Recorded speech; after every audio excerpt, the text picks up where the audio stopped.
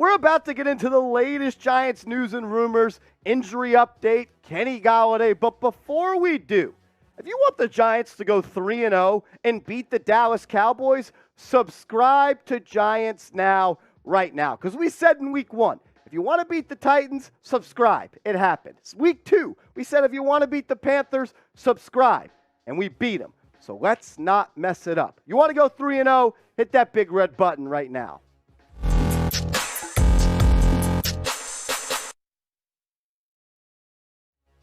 Welcome into New York Giants Now by Chat Sports. I'm your host, Marshall Green. We have some big news surrounding Kenny Golladay to get to. We'll talk about that in a second. We also have injury updates on Kadarius Toney, Wan'Dale Robinson, Aaron Robinson, as well as Kayvon Thibodeaux, Azeez Ojulari, Leonard Williams. We're going to keep you guys up to date with everything that's happening right now in New Jersey for the New York Football Giants. But Kenny Golladay was not happy with his role last week. He left the locker room early on Sunday, so he didn't speak to the media. And today, on Wednesday, was the first time Golladay has spoken to the media. And they pretty much asked him, what was it like being healthy and only playing in 2 snaps on Sunday? He has a couple quotes, and we'll run through them right now. He said, I came here to play. And then he was asked if he would request a trade or asked to be dealt if he's not playing. And he said, we will see how it goes. He also said he didn't like the decision for him not to play, and an explanation he was given as to why he didn't play was they agree to disagree. So Kenny Golladay did not agree with not playing. He didn't say he wouldn't request a trade. He said, we'll see. And to me, that sounds like he's not happy with his role and he wants to be somewhere else. Jordan Renan also had some quotes from Kenny Golladay on Golladay playing 2 snaps versus the Panthers and accepted the coach's decision. But he said, I don't agree with it. I should be playing regardless. And that's a fact. He also said, I didn't like the decision whatsoever. It was a little confusing because I came here to play. The thing is, Kenny Golladay, you came here last year, and that was when Joe Judge was the head coach and Dave Gettleman was the head coach. And that's when this franchise had a loser's mentality. It's a different age and a different era with Brian Daboll and Joe Schoen. Nothing is given and everything is earned. I don't care, and they don't care. If you make $18 million per year, they are going to put the people on the field that they feel gives them the best opportunity to win. Kenny Golladay went on to say about how he's going to prepare for the game this Monday. He said, I'm preparing like I'm going to be playing. But who knows? The GM, head coach, all these coaches keep saying, you do everything right, you handle yourself the right way, you'll play. But it's a little confusing. We're going to see how it goes. I came here to play. They're also paying me to play. They want to see me more, I guess, or whatever the situation is on their end. I keep doing what I got to do as far as just coming in each day. He also said, I mean, it is what it is. You know, it's a business. You know, I'm not here to be friends with coaches. You know, they are just coworkers to me. That is the worst attitude I've ever heard in my life. And the fact that the New York Football Giants are 2-0 for the first time since 2016, and you're complaining, that tells me that you don't care about this team. You don't care about winning football games. All you care about is number 19. You want number 19 to play. You want number 19 to, you may want the Giants to win, but you want to win your way. And that pisses me the hell off. How are you 2-0 and you're complaining about playing time? If you're so upset, do something about it. Don't be a stiff. Catch the football. Score a touchdown. Because in the first 16 games of your New York Football Giant career, you've been absolutely one of the biggest busts in NFL free agency history. In 16 games, you have 39 receptions for 543 yards, less than 14 yards per catch. And in 16 games, you have not scored a single touchdown. You are getting beat out right now by David Sills, someone who is a practice squad player. You should be embarrassed, and you should change everything you're doing right now because what you're doing is not working out, and it pisses me the hell off that you're complaining and your team is 2-0. That is bullshit, to be quite frank with you. I want to ask you this question, then we'll stop talking about Kenny Golladay because it really pisses me off. What would you do with Golladay if you were the general manager of the New York Football Giants? Would you trade him? Would you keep him? Or would you cut him? Type T for trade, type K for keep, or type C for cut. I want all the real ones to sound off in the comment section right now. Let's get to some injury news as the Giants practiced on Wednesday afternoon and Brian Daboll spoke to the media and gave some injury updates on some key players. And let's start with this from Jordan Renan. He said wide receiver Kadarius Toney, who's dealing with a hamstring, and defensive lineman Leonard Williams dealing with that knee are not among the Giants who were practicing on Wednesday because of injuries. He also said wide receiver Sterling Shepard is getting a maintenance day because of the early heavy workload off of last year's torn Achilles. Kadarius Toney played on Sunday. He didn't leave the game due to injury, and once again, he's going to find himself on the injury report. Look at these stats by Kadarius Toney. He's been a member of the New York Giants for 20 football games. He's missed some time. He hasn't played 20 games, but there's been 20 games played by the Giants since he was drafted. Of those 20 games, 15 times he was on the injury report. And when he was not on the injury report, which was only 5 times, he left 2 of those games early.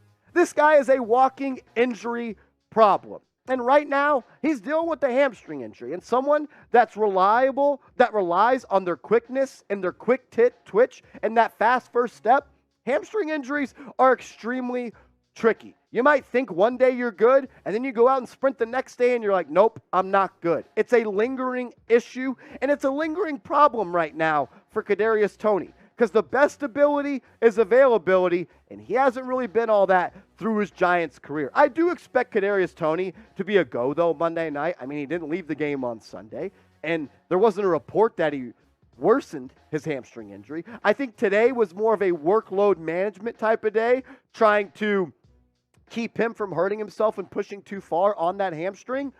But at some point in time, he's got to be available because when he is, he's a damn good football player. It's just right now, he hasn't been that so much through his Giants career. Brian Daboll also talked about Wan'Dale Robinson, who suffered that knee injury in week 1 left in the first quarter. He was called day-to-day, but we're 2 weeks later and he hasn't been practicing. So if you haven't learned by now, when Brian Daboll says day-to-day, it could be days, it could be weeks, or it could be months. But he said Wan'Dale is close, but he's not sure that he's going to be the guy that's playing this Monday. One thing I want to do, though, going back to Kadarius Toney is this. He has been a great teammate. Only played in 7 snaps week 1. He didn't complain. The media asked him, what was it like? How do you feel about only playing 7 snaps? And he said, what do you mean? We won. I'm happy. And the famous quote was, you want a dollar? Kadarius Toney is one of the funniest people in the world, but the fact that he's all in and bought in, played 7 snaps, didn't care. They won. Only played about 35% of the snaps this past Sunday, and right after the game, he posted this picture of him and Daniel Jones hugging and embracing themselves after the Giants went 2-0. He's been a great teammate, unlike that one dude wearing number 19 that doesn't care about the Giants and only cares about himself. And for that reason, I want all the Giants now, real ones, to stand up and show some love for Kadarius Toney because he could easily check out. Play 7 snaps week 1, play about 25% of snaps, or 25 snaps, in week 2. He could have checked out. He could have done what Golladay did, but he didn't. He's doing everything he can and controlling what he can control. I love that. Type 89 in the comments to show our guy Kadarius Toney some love. We also have an injury update on Kayvon Thibodeaux and Azeez Ojulari. Paul Schwartz of the New York Post said Daboll said that Kayvon Thibodeaux and Azeez Ojulari would get some team reps today in practice, and the quote was, they are getting close. The Giants, they need number 5, and they need number 51 ready to roll on Monday night, because I'm not sure if Leonard Williams is going to be ready to go after he suffered that sprained MCL back on Sunday against the Carolina Panthers. Kayvon Thibodeaux, the 5th overall pick in the 2022 NFL Draft, there are high expectations for him. I want to see him play football, and I want to see him play football while Azeez Ojulari is on the other side. They haven't played yet, but the players have stepped up in the absence of Kayvon Thibodeaux. Oshane Ximines, a guy that was pegged by many as a salary cap cut casualty this offseason. Nobody had him making this roster. Has been playing some of the best football of his career so far with the New York Giants. He was excellent in game 1, and he carried that into game 2. He's got 8 tackles, a tackle for loss, 1 sack, and 3 QB hits. But it's not just Oshane Ximines. It's guys like Jihad Ward who have stepped up and produced. Jihad Ward, a.k.a. Hottie, has been playing his tail off. 10 tackles, 2 tackles for loss, 2 hurries, and 7 stops. What's a stop? It's when you make a tackle and it results in a negative play for the opposing team. He has been a difference maker and an impact player, and PFF has noticed that by giving him an 80.5 defensive grade on their scaling system, and that is absolutely damn good. We're going to need Jihad Ward, Oshane Ximines to step up if Thibodeaux, Ojulari, and Williams are not ready to go. At the end of the day, I trust Wink Martindale with this defense to get them right, even if they don't have their best players out there. We're talking Monday Night Football. We're talking the Dallas Cowboys. And if you hate the Cowboys, I want everyone to get down in the comment section and just type F Dallas. F Dallas. It's my mindset all week. You got something really strong right here. Get your mindset right. Type F Dallas in the comments right now. I also want to give a shout out to our proud sportsbook partner, BetUS. When you go to chatsports.com/bet and you use this promo code chat125 and deposit $100 into your account, they're going to hook you guys up with a 125% deposit bonus. They will literally give you free money to place bets. All you got to do, chatsports.com/bet, promo code chat125, do those 2 things, deposit 100 bones into your account, and they'll give you a free $125. Bet on the Giants, Monday Night Football. They're 1-point favorites, and I like them again. Money line. I'm 2-0 this year betting on the Giants so far. I bet money line both weeks, and now I'm pretty much rich. Get like me. Go to chatsports.com/bet, promo code chat125. Some injury updates in the secondary. Aaron Robinson, who's dealing with that appendix injury, did not play in week 2. He did not practice today, and I'm not really expecting him to play. Having to come back from appendicitis in 2 weeks and play a football game seems like something that's really, really tough. You lose a lot of weight when you're going through those types of injuries, so I'm not expecting him to play, which means guys like Cordell Flott are going to have to step up again. He's started in the spot of Robinson last week, and I thought the rookie cornerback out of LSU played really well. Had some tough moments, got matched up one-on-one against DJ Moore far too often, in my opinion, but he held his own. He didn't get cooked. He wasn't the guy that lost the Giants the football game. I liked what I saw from Flott, but it's going to need other guys like McLeod and Lane. Other guys are going to have to step up in the absence of Aaron Robinson. Someone that stepped up is Adoree Jackson. He has been one of, if not the best corners in the National Football League through 2 weeks of the season. He's been traveling from sideline to sideline, guarding the number 1 receivers through week 1 and week 2, and he has been absolutely dominant. He's been targeted 7 times through the first 2 weeks of the season and has only given up 1 catch for 27 yards. And he hasn't given up a touchdown. And he has a pass breakup. Adoree Jackson was seen by a lot of people as an overpay by the New York Giants and Dave Gettleman back in free agency of 2021. But after the Giants let go of James Bradberry, Jackson had to step up and be that number 1 DB, and he has been that so far for New York. I'm excited. I just hope he stays healthy, because if he doesn't, this cornerback room is going to be a load of trouble. But I like what I have seen from Deuce on the outside so far this year.